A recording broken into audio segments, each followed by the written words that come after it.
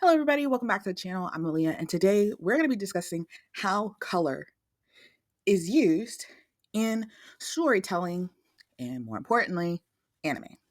If you are a watcher of anime, you will know that there are some animes that love to use color, especially in shonens. You have the blue character, you have the red character, the yellow/orange character. Sometimes you have colorless characters or characters who are a blend of colors. And usually in anime, that signifies a thought pattern, character traits, personality traits, and sometimes even fighting styles. Color can be used as an emotional compass.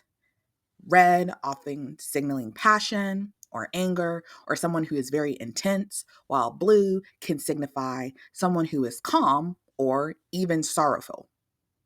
Yellow could represent someone who is optimistic all the time, bright, happy, fun. They are like sunshine themselves.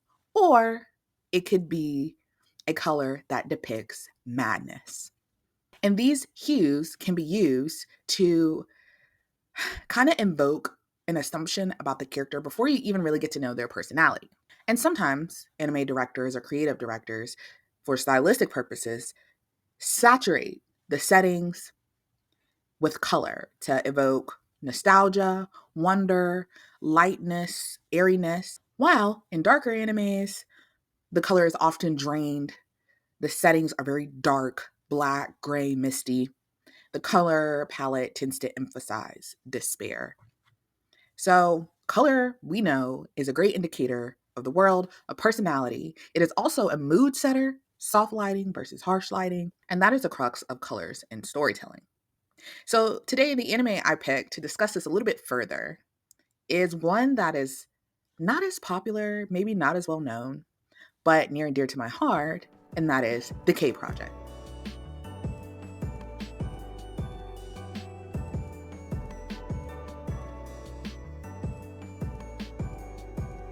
Why does color matter in Project K?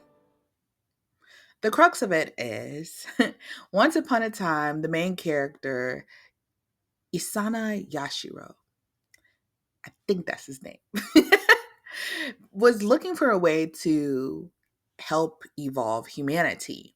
And he came across the Dresden Slate. The Dresden Slate is this powerful entity that is able to give individuals powers. And each individual that this slate gives powers to is ascribed a color. In the Project K, there are 7 kings that coincide with 7 colors: the red king, the blue king, the green king, the silver king, the gold king, the gray king, and the colorless king. And these colors reflect the king's attitude, his emotion, his governance style, the behavior of his clan members, and clan culture. So let's break down each king.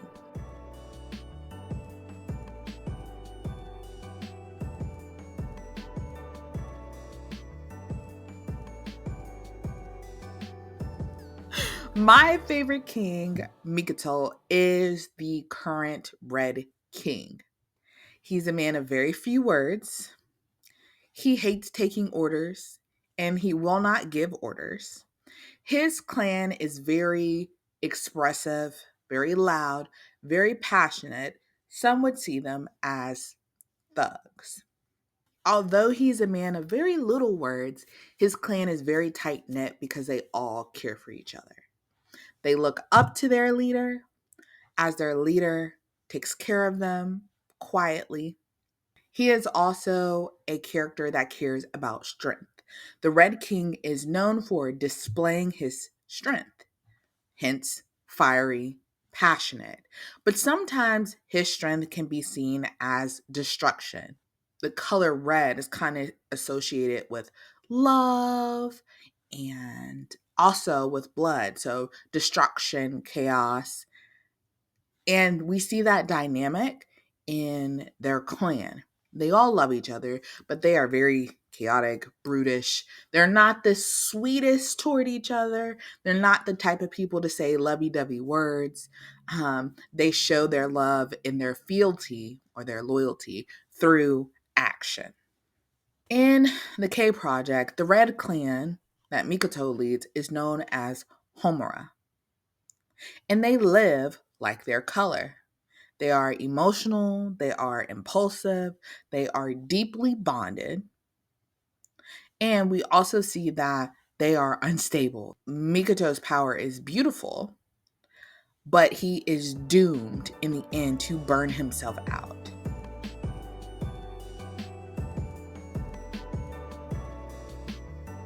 Now, the total opposite king, total opposite of red is what? In the K Project, it is blue. And we all know, kind of have an idea of when we see blue, what it stands for. So the blue king is Munakata, and he is a rule follower. If you listen to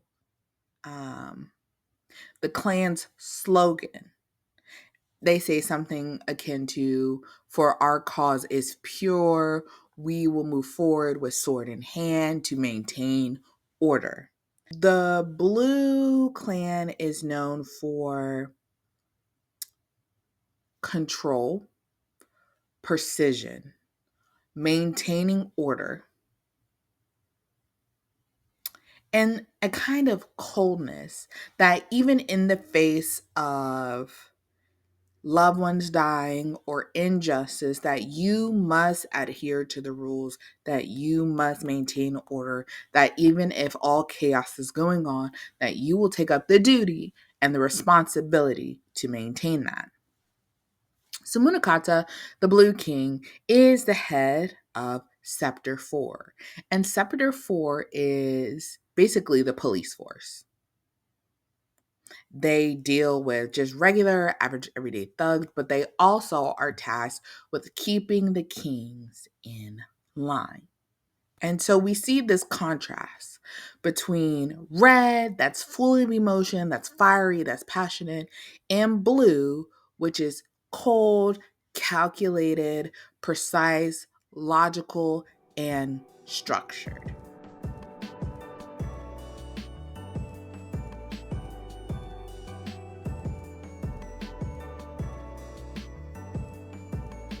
Let's move on to the third king, or technically the fourth king, but third in our lineup, is Nagare. He is the green king. Now, green is a color that symbolizes peace, tranquility, outdoorsiness, right? So you would think that their name is jungle, that they are outside. There are people who want to live freely, and this is true. But the way in which they do so is kind of like subverted. The Green King, he leads the jungle, and that means a decentralized, gamified rebellion. So they're all about manipulation, chaos, working behind the scenes. Why? Because their goal is for everyone to be free, for everyone to have enough power to be their own king and to never be disenfranchised again. So the Green King, Nagare, is very funny that he desires such freedom for all people because he himself is bound. His body is only able to function with the help of the power of the Dresden Slate. Many of his clansmen are people who have gone rogue from their own clan, or people who have decided that they want to live life on their own terms. The way that they are depicted is through the use of technology. Again, going with a decentralized theme. If you think about how streaming services have kind of decentralized modern television, or how being a YouTuber and influencer kind of decentralized celebrity culture, that is how the Green Clan and the Green King are depicted in the K Project. All right. Let's move on to the Silver King.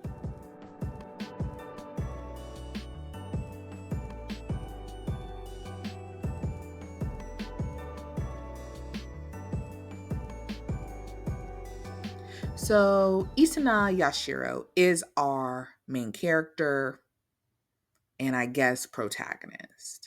He is silver, or what we would call white. He looks very white, pale. His hair is white.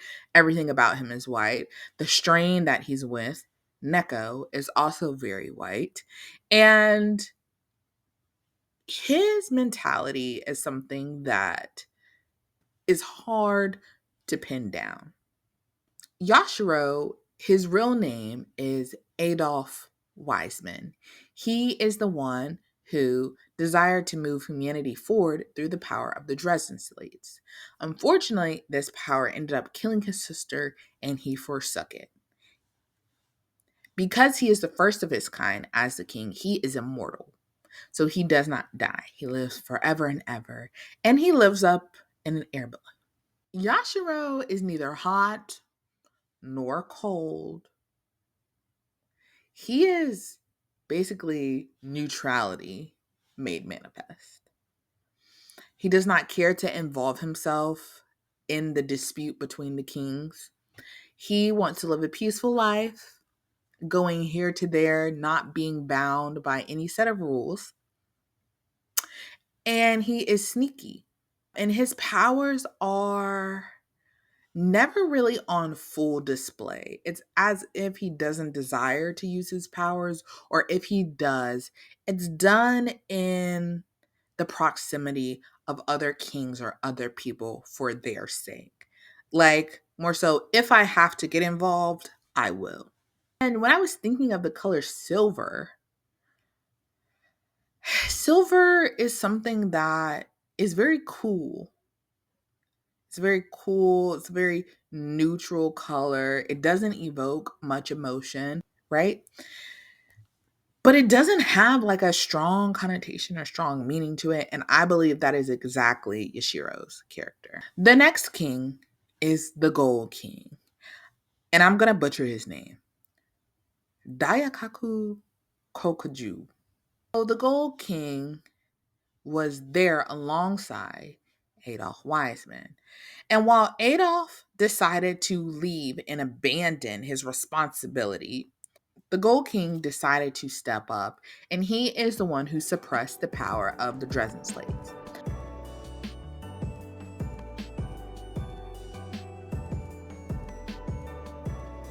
Now we need to talk about two kings that didn't get a lot of press: the colorless king and the gray king.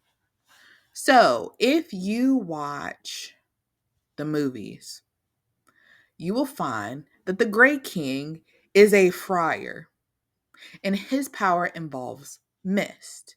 Now, what do we understand about the color gray? The color gray can evoke emotions of solemnness, haziness, muted colors, understated. And sometimes on that spectrum of depression, today is a little gray. It's a little gloomy outside. It's a good word, gloomy. That is the Gray King. The Gray King was an idealist, similar to the Blue King. He believed that he would be able to change the world with his power. Unfortunately, during the Kagetsu incident, which is basically when the former Red King basically exploded like a bomb because he just desired to use his destructive powers, the Gray King realized that he would never be able to realize his ideals, and his ideals were the very thing that ended up killing his clansmen. So we see that the Gray King, after that incident, is presumed to have disappeared, and he resurfaces as the trump card for the Green King, wanting to, instead of serving his personal ideals that he has now given up on, seeing the world through a gray lens, he takes up and decides that he will be the herald for the Green King. The other king is the colorless king, and he is just as he sounds, no color. He is the wild card of kings, and he has no power except being able to manipulate other kings. Ideally, I think with the Dresden Slates, he was the one who would be able to suppress or reconcile all kings. Kind of like a built-in stop measure, emergency brake. That is a colorless king. And unfortunately, because they're colorless and they have no powers, their personality can be variable. We see that one colorless king is peaceful, loving, kind of a hermit, lives up in the mountains, doesn't want to get really involved in the politics of being a king. Next colorless king after him is basically a spirit that possesses other people's body. And that is the beginning of season 1.